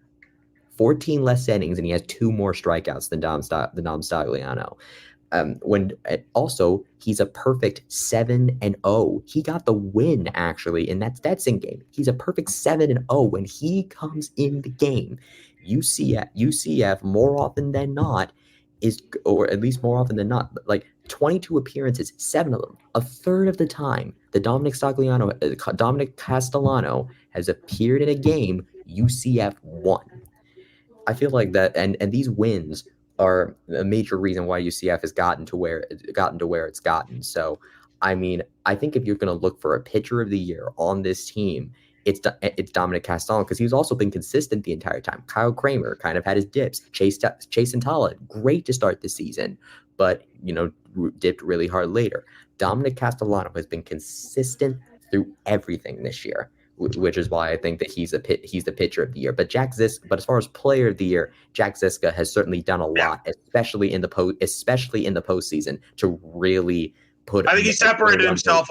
I think he separated himself at the postseason. Yeah, exactly. So I think it's a toss-up, but I think it's a toss-up between those two. But Dom Stagliano certainly has, I would argue, maybe an outside chance just because of the All Big 12 the Big 12. Like, he did do a really good job for that. But if you ask me, it's between Castellano and Ziska. Game of the year and for baseball, and I think there's a handful I want to bring up. Some of the audience have brought up the Oklahoma State regular season game, I believe, where Sundin tied the game in the 9th. They came back to win on a hit by pitch. Does that ring a bell to you against Oklahoma State at home? In game 2 of that series. Some people have brought that up. Certainly the Cincinnati Big 12 tournament game, the Danny Nerai game with 3 home runs. First player ever to do it in Big 12 tournament history to win that game in extra innings. Who knows? If they lose that game, we may not have this conversation right now. Bryson may not be in a Tallahassee hotel if Danny Nerai doesn't hit those 3 home runs. Certainly that UCF Oklahoma State Big 12 tournament game. The first one, yeah. Was a good one where UCF won in extra innings. I know you enjoyed the UCF Texas game, the middle game, senior night. Was a really strong game there. I don't know. Am I leaving any other games out that stands out to you? Well, I think that the UCF game versus Alabama, like these games against Alabama and Stetson. Okay, regional. Yeah, regional. The Alabama game back and forth. Yeah, that's a good one. Alabama. Yeah. So I think they will definitely have a lot to say in this as well. I think there's a lot of different games I feel like you could honestly pick from this year, which is a little different from a lot of the other sports, I feel like, because a lot of the other sports kind of feel like there's this game that really sticks out. Men's basketball had Kansas, football had Oklahoma State, but baseball, it kind of is a little bit different and the thing is that a lot of stuff kind of had to go just right for UCF in these games in order to make it where it was. Like it's almost like the legs of a table, that each one, all of them only stand because the other ones are there. So if you had to pick one, it's really hard to just pick one, because do you go with the original one in Cincinnati where you're not going to be here in the first place if not for that? Texas, I think, was great because of the brand value, but I mean, they lost the series. Then of course you have Alabama, you have the Oklahoma State game, but the Oklahoma State game, and how do you value the Oklahoma State and Cincinnati games? Which one had more of a say in UCF getting into the Big 12 into the tournament as a last 4 in? You have these regional games where do you get the first regional win since 2012, or do you get the comeback victory that gets UCF into its first regional final since 2012 against the team they already lost to earlier in the year? So I think, in my opinion, it tells you you had a successful year where you have a lot of games. Yeah, tells you had a successful. It's a Mount Rushmore situation, I think. Or there's the Florida game. You had the Florida game. You had the Miami game. The Florida game, especially, like even Florida, especially. I think that's those. Wasn't there a good Kansas State win there too? They won the Kansas State series. There was one of them that was pretty good. Yeah. I mean, there's a lot of different games that you could really choose from. I think, in my opinion, it's a lot better. It makes more sense to not have one game of the year for baseball, and it's more of a Mount Rushmore of like. Sounds like perhaps a part of your content. Maybe you might have to write about that.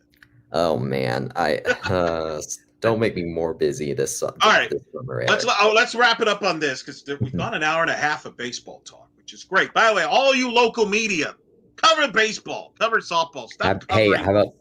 Maybe just invite me on around the kingdom to talk baseball. I can talk with Trace on that, or you can talk to me now. Like talk to me about they talk to you about softball. Talk with me about baseball. We need more Trace Trelkos. We need to multiply in that people that will go cover every sport like you do, and people that are fans of a lot of sports I think that's my other push for UCF moving forward. I will say I definitely want to make sure while like we're on air and all that, I gotta be able to send thank yous out to Chuck Walsh at FSU. He was the SID. That was covered. That was kind of the point on point on the regional. Amazing job. It was amazing to be in that press box. I've grown up like a Florida Gator fan, Florida Gator. So like I was raised to hate at Florida State, but this Florida State baseball definitely has my respect after this weekend. Like it's really amazing what this program is and this environment is, and whether it's like, you know, in front of or behind the desk, like within the team or in the fan base. Also, thank you to you know, and all the Florida State fans. It was an amazing experience. It was an amazing experience, and the Florida State media too. The warchant.com was there. The guys over there, great job. They had to talk with them a little bit. Great people. And then I met my SB Nation counterpart there, actually, Jordan from Tomahawk Nation. So, you know, thanks to him for the conversation during the regional final, and you know, thanks to, of course, the Darren Stolfus from West 2, who was there. Glad to have another Orlando person there. I mean, and of course, you know, thank you to you, Eric, because, you know, you really helped me get to this moment, kind of just help, you know, whether it's just talking with me about all this stuff, getting me hyped up, like almost like a positive feedback loop, as you kind of hype, as I'm sure like I talk about you and hyping you up about softball and all of this stuff. You hype me up about all of this other stuff with baseball and all that. And so that was going to be my last question here. You got to cover this regional. You made some sacrifices with some family time, some other ventures that you're doing to cover. You covered this team. You took over this beat for Brian Murphy in 2021. You know how much Murph means to everybody. I bet, right? You've got to hang out with Murph. Murph is probably listening to this. It's disgusted that we're talking about him, but that's just the way it is. Mm-hmm. It was either that I was going to call him, and I wasn't going to wake him up at this hour to have him on the show. But you took over this beat. You've covered a lot of other sports, but baseball was the one that you first got your feet wet. 2021.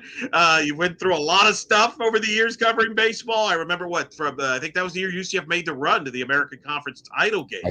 Lost to South Florida, who you picked. You picked South Florida to win the damn tournament. It was they were my dark horse, if you remember. In fact, I actually ran into the family of Daniel Cantu, who was on that USF team. He's on Florida State. He's on Florida State now. In fact, he was actually named to the all regional team at first base. Daniel Cantu was.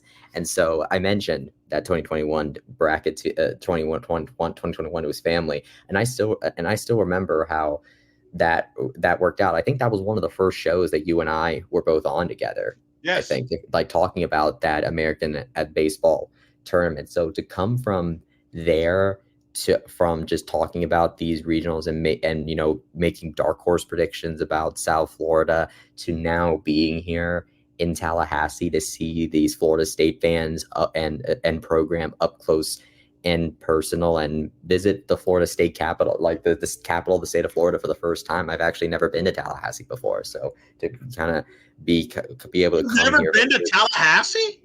No. I didn't know that. Oh, I didn't know that part. Yeah, if I have, it was probably when I was very young. Wow, I did not see. I didn't know that. That part. Now I'm really even more glad. And listen, obviously you've covered UCF baseball since 2021. You, Trace Trauco, aforementioned, and Brandon Helwick. In fairness, you three, by far, have covered UCF baseball most consistently of anybody. I would say you guys probably on average have been to about anywhere between 75 to 95% of these games to all these years. Nick Porcelli, shout out, has filled in, right? It's chipped in on baseball coverage, so let's not leave him out. He's helped you out. I've covered, obviously I'm on the softball beat, so unfortunately they conflict a lot. I've been fortunate this year that I did get to call a couple games. So there's another tournament team that I get to say I called a game, so it's fun. But you've been on this beat. You followed Murph. Murph's doing great things, by the way. So that bodes well for you. But I'm happy that you got to cover this regional after all the days of covering UCF baseball, the wins, losses, drama, whatever, to go to Tallahassee. I had no idea that you've never been to Tallahassee, but I told you that'd be a cool experience. I advised you, hey, if you can make it work, I didn't want to, because we'll never force anybody to do anything, but I said, if you can make it work, I think you're going to really enjoy that. And it sounds like that you did. So that's kind of my last question. Did you enjoy this experience despite the result at the end with UCF covering this 2024 Tallahassee region? Absolutely. I mean, through the highs and the lows, this experience, because there's some fun behind the scenes moments. If that if anyone ever finds me in real life, go ahead and ask me about it. I won't get all into it here, but to go on this kind of like adventure in over these past couple days has been absolutely amazing. Being able to kind of juggle the hotel and getting to the field and navigating a new place and finding places to eat and that type of stuff. It's been an experience. So not only from a work side, but also just a personal side in life. I actually was able to wear our new black and gold banneret pullover for the first time. So getting able to, if you're watching on video, you got to get one. You got to get this from Jeff soon, Eric. Like, this is really cool. Like, you got to get it from him soon. But to be able to kind of wear the banneret proudly over this, especially because at the Orlando media was just me and Darren, so to be able to kind of wear the banneret loud and proud in Tallahassee has been amazing, and getting a chance to meet a lot of new people that I talked about before. I mean, there's a lot of parts of this trip that I'm going to remember for a very, very long time, whether I laugh about it or just kind of think back and like just in awe of what happened. Depends on which moment it is, but you can't say it wasn't forgettable. You can't. That's the cool thing of covering postseason stuff. Like, I was just there 2 weeks ago where you were at, maybe a 5-minute closer hotel. As painful as that was to lose in 12 innings to Auburn at 3 a.m. in the morning, that's something I'll never forget, right? That's part of the experience. That's what I think we all love sports in a lot of ways, because it's going to bring out all the emotions and reaction, right? Happiness, joy, sadness, anger. That's what it's all about. And if we're fortunate enough to cover good teams, like you got a chance this year with baseball, it's rewarding. And good people, like Rich Wallace is a amazing guy, great guy who loves the school, treats everybody with respect, and the staff and the players, that credit to them. That's what it's all about, man. It's to cover these stories. You and I are big into all the sports and into the spring, but we also like to hear the stories that every team has. And this team had a particular fun story and a fun ride. And I'm glad you got to be a part of it, because I feel like you would have been miserable watching this somewhere else. You'd have been frustrated. Like, why am I not there? So I'm kind of glad that it worked out where you got to cover. Oh, I'm sure, especially the fact that that if no one else was there, it would have been just Darren, which means we'd have to wait on we'd have to wait on UCF to upload the full presser on their own YouTube channel. Which not to say that James Warnick, the SID there, and Megan Caitlin Bourne and Logan Hasselback, they were there for UCF's athletic department. Not that they're not great people. They're awesome, and I was there with them. It was nice to experience this with them as well. But there's just something different about being at the mercy of waiting for somebody else versus going after it and getting it yourself, and being able to sit like right there with someone like Link Jarrett or Steve Trembler or all of these players like Justin LeBron. I mean, what a player he was. Well, and the cool thing for you is now moving forward, you're going to remember some of these players if they end up getting drafted in Major League Baseball drafts, if they end up in the big leagues. Like, hey, I remember when I covered them in that regional. Plus, you get to say you were at Rich Wallace's first regional UCF baseball. Who knows what that means? Is Rich Wallace going to end up being the greatest UCF baseball coach or have this incredible success? We don't know. Maybe he will. Maybe it won't. Maybe it's a footnote. But either way, you documented history. Chris Fowler of ESPN always says part of our jobs as broadcasters, and I think this applies to print, to media people that cover sports. You're there to document what's in front of you, because that's all historic. It's all documented. And you just documented a pretty significant chapter weekend in UCF baseball history that'll be, remembered.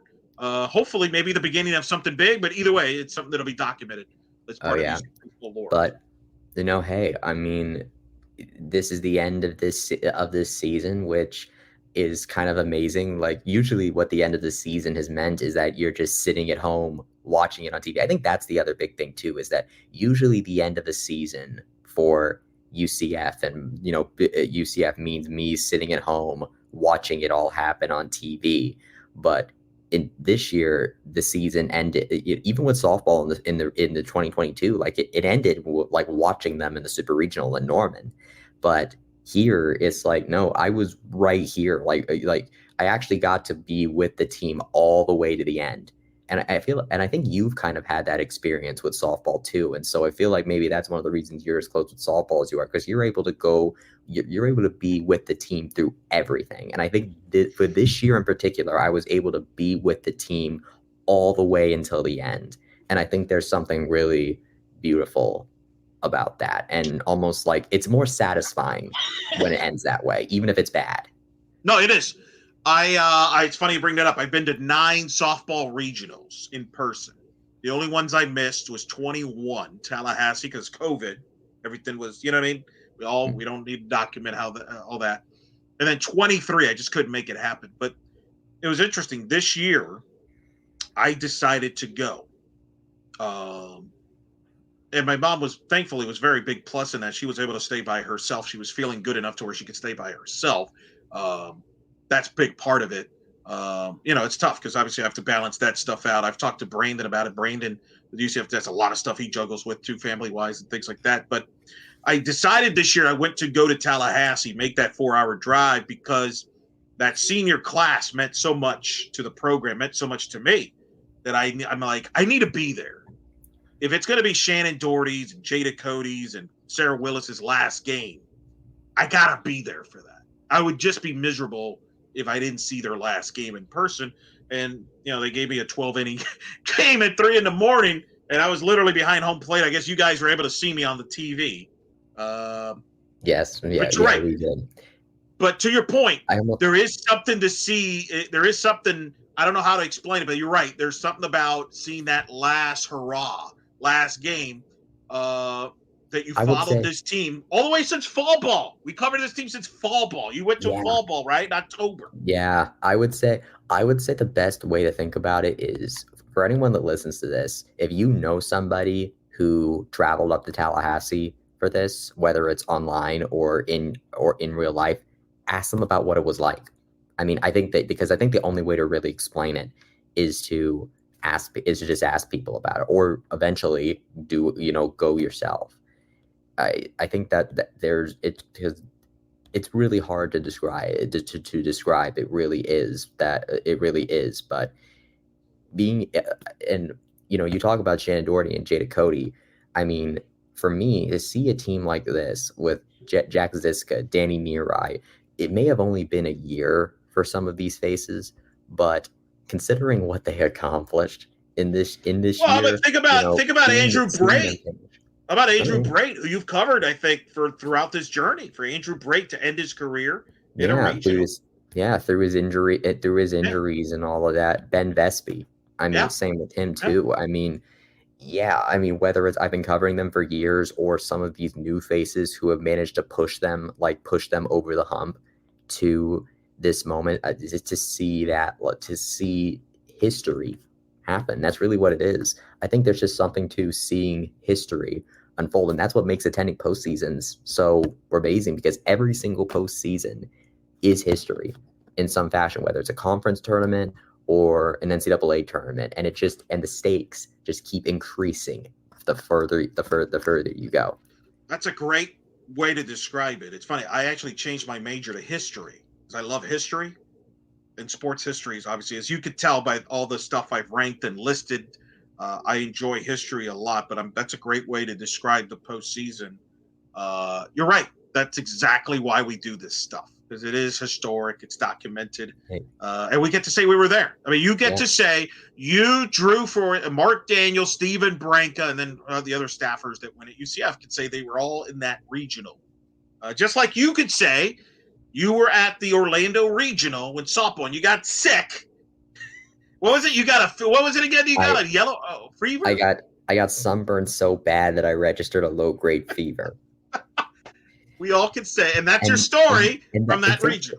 Exactly, that's the story. And my story this time is just, going to a new city for the first time. That's pretty wild. And all of the misadventures that come with that, along with the drama that unfolded on baseball, or the fact that I got to fill out a media ballot for the first time and all of that. So this is also one of the reasons why Florida being so good at baseball, I think, is great as well, because it means that there's at least a lot of potential regional spots within driving distance for us. So it's not like a lot of others where you're going to have to go very far, and that's an upside, I think, of the way baseball and softball kind of do these regionals, because it's a little weird, but it also can kind of be friendly. It can sometimes be pretty fan friendly in the sense that you can get fan bases to travel to these regionals, because to see the UCF fans show up for their team this weekend has been insane. Like, you can't get that when you have to fly across the country in order to do this, or have to make a long road trip, because that's a lot of investment you have to put in. Well, that's what the college football playoff's going to bring. Get ready. Yeah, true. But we talk about the postseason, and as we kind of get to the end of this, I'd be remiss that to not kind of bring this up, like, while it definitely is with a more sweeter note than it normally ends with baseball, the end of the athletic year still ends up remaining the same. We have one more bit of history. I know you're not done. Yeah, you're not done. You got track covered. Yeah, we have one more bit of history left, and that is the final NCAA Outdoor Championship of both Renaya Jones and Ashira Collins. That's going to be coming up in a couple of days. And while obviously I can't go all the way to Eugene, Oregon to cover that, whenever the history is happening too far away where you're able to travel, television at least is enough to see it happen, because I think a lot of people are going to be experiencing watching it on television, I feel like. And it's about this feeling of togetherness, I think, of this fan base. Whether it's us as media members covering this moment together, or us as UCF fans experiencing this moment together, the beauty of all this is that we get to experience all of this together. We get to say that we were all together for these moments, and be able to remember the stories together. And it just weaves into this tapestry of life that just makes sports such an amazing part of our lives all the time. And so I think this weekend was kind of a major example of that, because you have the thrill of a new experience, and the thrill of going somewhere new, and the drama of sport, and seeing history happen in front of you. You put all of that stuff together, and it's a recipe for, I would say, like Inside Out 2 is coming out this summer. It's a core memory, I think, like a new core memory kind of forming there. That's a good way to wrap this up. We went nearly 2 hours. It's a new core memory for the program too. Now that it is. We've gone 2 hours. Brian Murphy's listening to this. Trace Trelko's listening to this, yelling at us for it's too long. Far. I don't care. It's last baseball. I'm sure we're gonna be talking more baseball later, but I mean that one. But we're gonna do it. But this is the last time I feel like we can really talk about it like unfettered for like a very long time. Like this is our last chance to do that. Yeah, it's good. See, you've picked up where Murph left off, because you both have a unique vocabulary that sometimes you say things that I have no idea what that means. But that sounds good. Sounds good.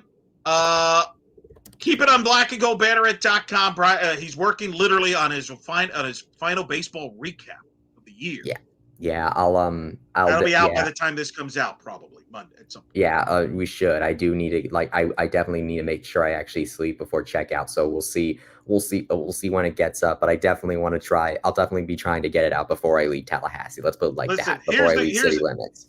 Here's the good news for you. We are finishing this podcast at 2:21 in the morning, and you're still like got 2 hours to play with. Unlike me, when softball ended, I got back at 4 in the morning, and you called me. I think you called me or I called you, and we talked for another 30 minutes to see what the heck we just saw.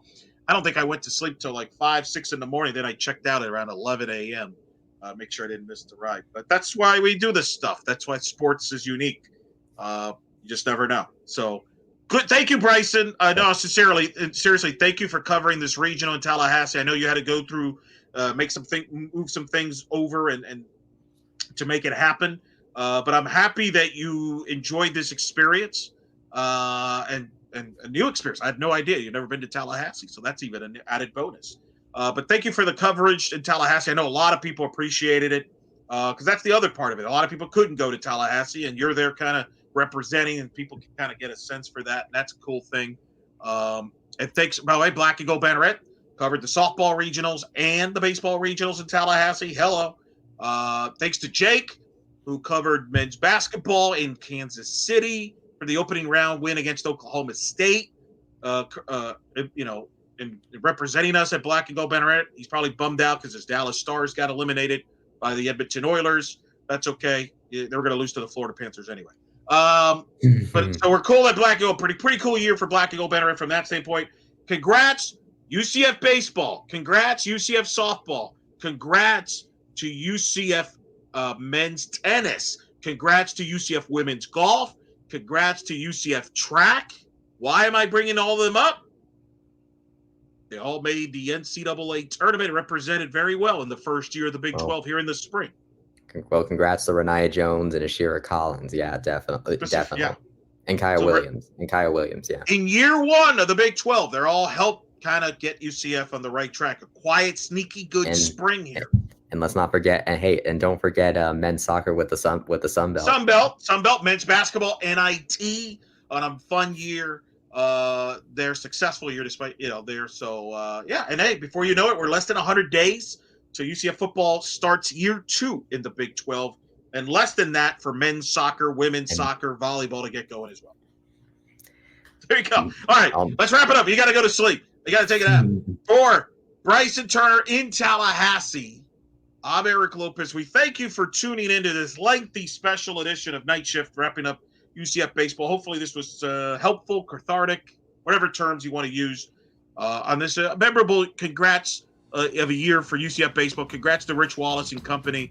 Great to talk UCF baseball back in the NCAA tournament for the first time since 2017. Hopefully we'll be doing some more of these down the road in future years. But for Bryson in Tallahassee, I'm Eric Lopez. We'll talk to you next time. Keep it on blackandgoldbanneret.com for all the latest on UCF. But until then, this has been another edition of Night Shift.